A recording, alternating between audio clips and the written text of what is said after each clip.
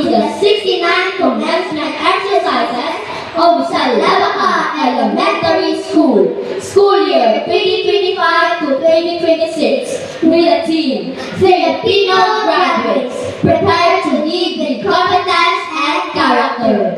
Ladies and gentlemen, the processional march. Let us all stand and behold the handsome and gorgeous members of the graduating class together with their parents.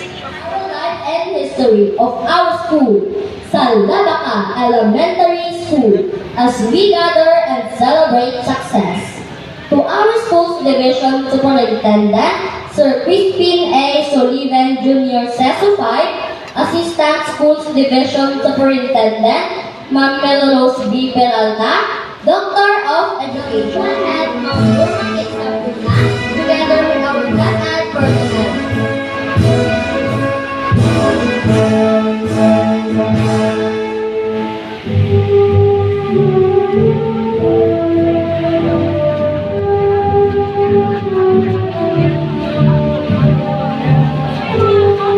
Kindly remain standing for the singing of the Philippine National Anthem, to be conducted by Ma'am Joanne L. Casa, grade 4 advisor, followed by a doxology by the graduating pupils, singing of regional hymn, Sultan Kudarat March and Esperanza Hymn, to be conducted by Ma'am Relay Giselle P. Malaga.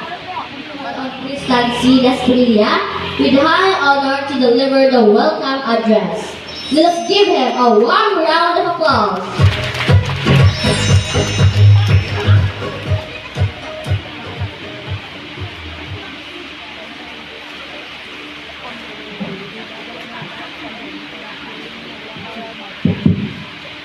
Sa ating kagalang-galang na mga panauhin, Public Schools District Supervisor Ginoong Joaquin M. Haji Ismael, Doctor of Sa ating mga panauhin, aking napapansin ngayong umaga ng ating mga panauhin ay lahat sila ay naging parte at alumni ng ating paaralan.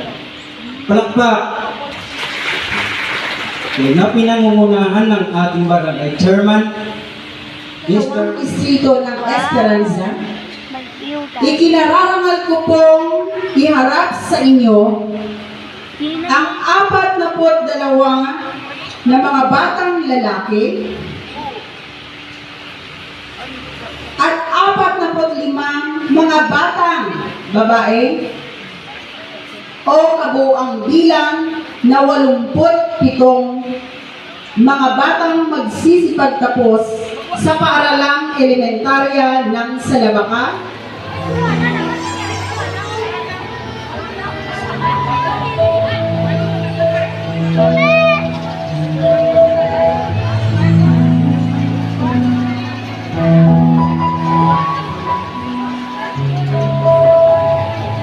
This journey is a true testament to perseverance and excellence.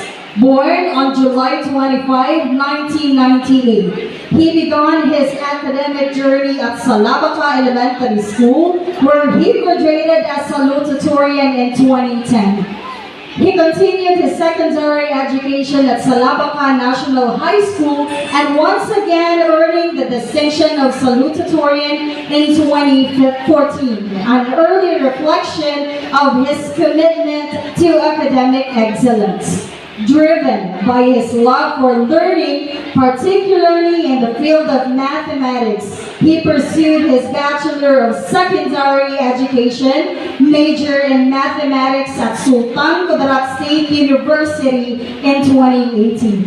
In the same year, he successfully passed the licensure examination for teachers, marking the beginning of his professional journey as an educator. His pursuit of growth did not stop there. 25. In terms of professional experience, he dedicated 4 years to exemplifies what it means to be a lifelong learner and inspiring educator. His story reminds us that with determination, humility, and passion, success is always within reach. Ladies and gentlemen, with great pride and enthusiasm, let us all welcome our keynote speaker, Mr. Johnny S. Landerio. Please give him a round of applause. Of Salamanca Elementary School, Ma'am Norma K. Sampulna, to our stakeholders, the strong stakeholders of the DepEd, from our Barangay Local Government Unit, headed by Honorable Esther M. Loro, together with my previous teacher in high school, our Kagawad for Education, Honorable George Ako po ay taus-pusong nagpapasalamat dahil alam ko na mayroon kang 35 schools na kailangang puntahan. Pero dahil sa limitado ang iyong oras, isa kami sa paaralan na pinuntahan mo. At hindi lamang pinuntahan lang, kundi nag-stay siya hanggang closing remarks. Thank you, sir. Sir, gusto mong marinig mo kung gaano ka-supportive ang BLGU sa amin. Tingnan mo sir, nandyan sila. Mula kaninang umaga hanggang ngayon, nakaupo pa rin sila kasi ang problema sa kanilang enrollment. Kami dito, or tayo, ay parami ng parami. Palakpakan ang inyong mga samin sa kanilang bahay. Sa lahat-lahat po, hindi ko na kayo babanggitin isa-isa. Isang blessed na araw ngayon. Kapagpalang araw, hapon na. So, unang-una po, maraming salamat po sa lahat ng inyong suporta. Dahil kung hindi po kayo, wala tayong produkto ngayong taon.